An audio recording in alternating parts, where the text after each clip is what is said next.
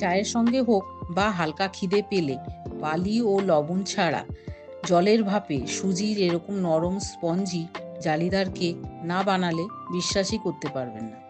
প্রথমে আমি 1 কাপ চিনি নিয়েছি, এর মধ্যে 2টো এলাচ দিয়ে মিক্সিতে ভালো করে দিয়ে গুঁড়ো করে একটা পাত্রে ঢেলে নেব। তারপর ওই কাপ মেপেই আমি 2 কাপ সুজি মিক্সিতে দিয়ে গুঁড়ো করে নিয়ে চিনির পাত্রে ঢেলে নেব।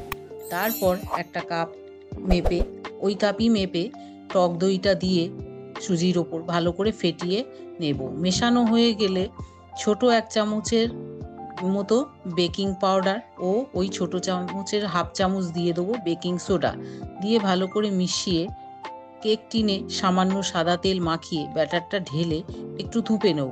এবারে গ্যাসে একটা পাত্রে পর্যাপ্ত জল দিয়ে একটা স্ট্যান্ড দিয়ে ওর ওপরে কেক টিনটা বসিয়ে ভালো করে ঢাকা দিয়ে 10 মিনিট মিডিয়াম আঁচে রেখে স্টিম করে নিলেই কেক তৈরি।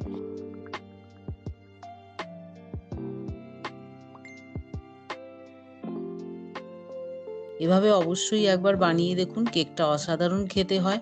আর রেসিপিটা যদি ভালো লাগে একটা লাইক করে দেবেন আর চ্যানেলটি সাবস্ক্রাইব করতে একদম ভুলবেন না।